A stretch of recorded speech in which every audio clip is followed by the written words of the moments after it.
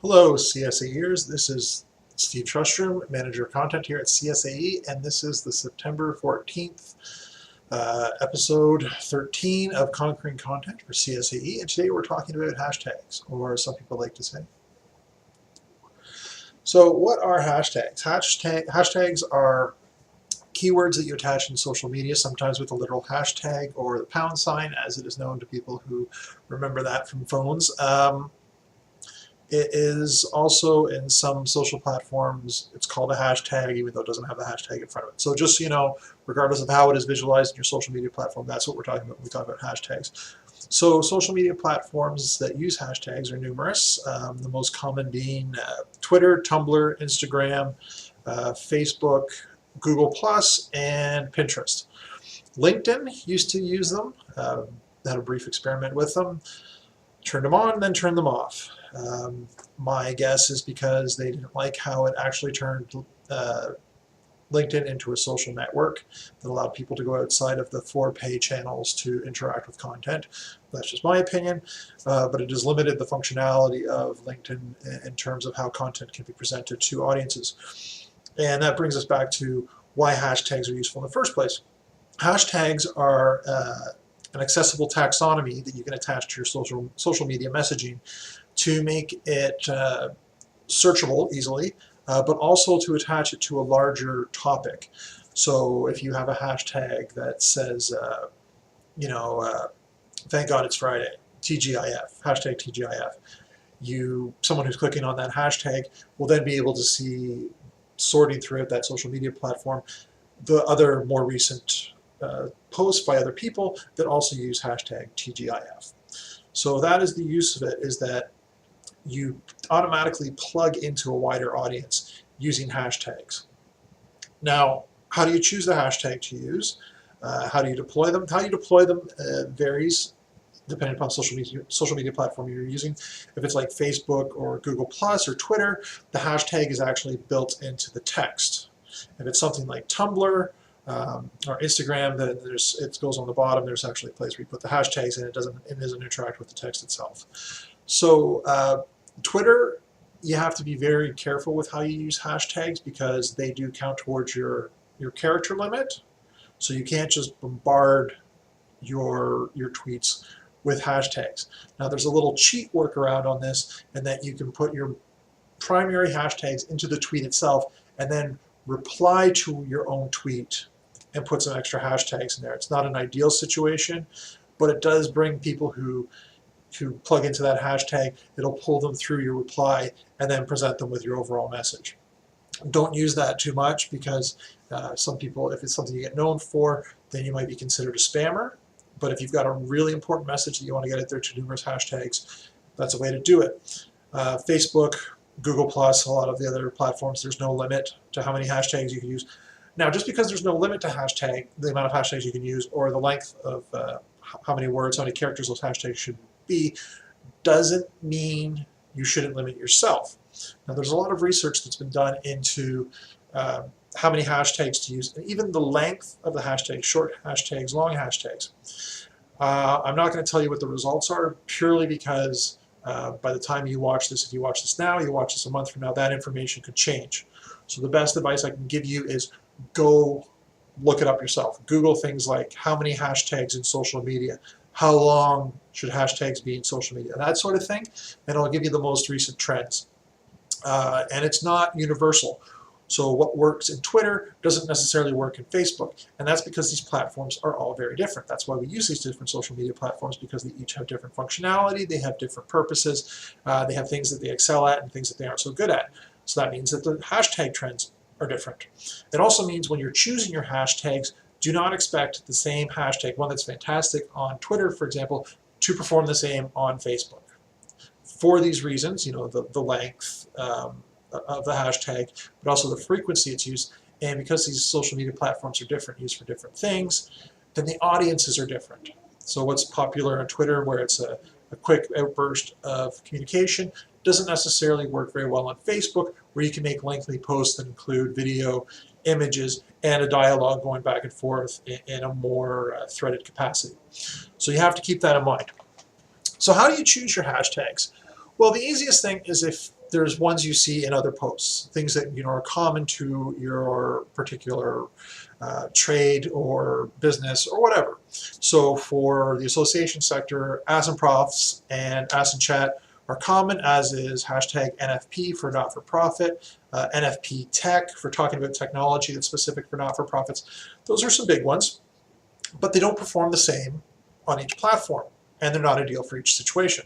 So the best thing to do when if you don't already have a hashtag in mind that's been proven because you've seen it used, is think of something that's appropriate for your content that seems good, and then do some research on it. You can do that within the individual platform. For example, if you're on Twitter, you can search for that hashtag in the search engine, and it will bring it up, or you can find a tag that's or a post that's already using it, click on it, and we'll sort it out for you already.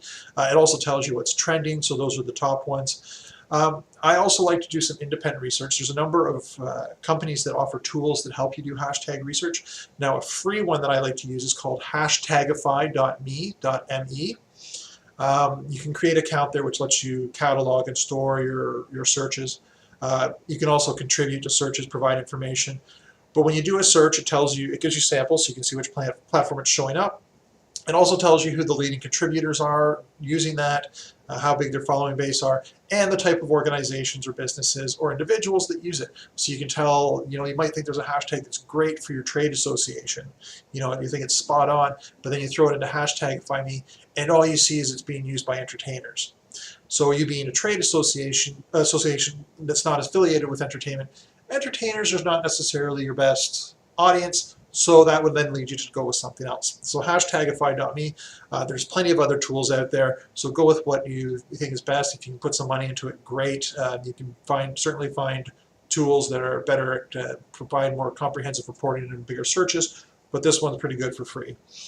A good thing about hashtags is that if you're using a blog on your site or some other content publication platform, is you can also incorporate hashtags into your internal search taxonomy. So for example, with the CSAE blog, whenever I post a blog, I'm asked to put in some keywords. Now I try and get a relationship going between the keywords and the hashtags that I use in my social media. Now, there's not an actual connection between them. So if you click on one of my social media posts where I'm posting a link to my blog, that's not going to take you to the blog or anything like that. But what it does is it creates a relationship in the audience's mind. So that's another benefit of hashtags that is purely based on how you choose to use them. It doesn't actually have anything to do with the mechanics of the social media platform themselves. Part of the research also that I mentioned earlier will also tell you how many hashtags to include in your posts. There is actually an ideal number, believe it or not. A lot of people think that the more hashtags you provide, the better your chance of plugging into the audience. But there is actually data that shows that if you use too many or too few hashtags, your response from your audience and your potential audience will be less than ideal. Now, obviously, this information is broadly based, so there are outliers. CSAE, for example, I have tried, on a number of occasions, putting out the CSAE social media posts with the ideal amount of hashtags and not gotten the expected results. And then I use a few. I actually find that because I'm plugging more directly into a large audience share, I actually get really good response with fewer. And again, I found that I've gotten some really good responses with more hashtags. So keep in mind, even though you're looking at this research data, that there is room to play and you still have to experiment. Just don't take it at face value. It's more of a guideline. It's a guidance tool. Still do some experimentation to find out what works best for you, and also understand that this can change from one post to another. Just by the fact that your content is also going to determine how many people are looking at it. So you may have a great hashtag, but your content isn't that great or doesn't resonate with the audience, and that'll affect it. So don't look at one result and think that that's what's universally going to be true. It could just be that your content just fell on the floor and didn't go over well with your audience, and it's not actually the hashtags that are responsible for a poor response. Also keep in mind when you're looking at hashtags that there's a lot of variations of similar things. So there's hashtag event, hashtag events, a lot of plurals, and they do perform differently. there's a significant, last time I did the research on event and events specifically, there was it's like a 10% different response rate between the two, even though it's just one is singular and one is plural. So it is significant. So go, even though you've got this great hashtag, also go and research how the plural version of it performs, if there's an applicable plural for it, just to make sure you're going with the best one. So a lot of it is association the best hashtag, or is associations the best hashtag? And again, some of them, again, despite being singular and plural, some of them have very different audiences when you do that. Some of them might be like, association might be a company that's a consultant, everything's a consultancy are the top users of it. And that's because they think of it in these, I'm creating an association between X and Y. And associations goes over really well with the not-for-profit sector, because then it's used as a noun. All right, so just keep that in mind when you're doing your research. Another thing that comes over really, that comes up a lot with hashtags is people who want to make up their own. You've got a campaign coming out, you've got an event coming out, there's just something with your association, and you want to turn that into a hashtag. Doesn't always work, okay, because you got to remember, a hashtag is plugging into an audience.